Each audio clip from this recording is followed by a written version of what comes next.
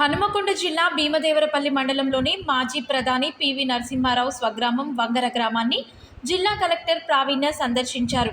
వరంగల్లో పివి స్మారకార్థం నిర్మిస్తున్న స్మృతి వనం నిర్మాణ పనులను సందర్శించి పనుల పురోగతిని అధికారులను అడిగి తెలుసుకున్నారు. అనంతరం వరంగల్లోని ప్రభుత్వ ఆరోగ్య కేంద్రానికి వెళ్లి ఆసుపత్రిలో వసతులను పరిశీలించారు.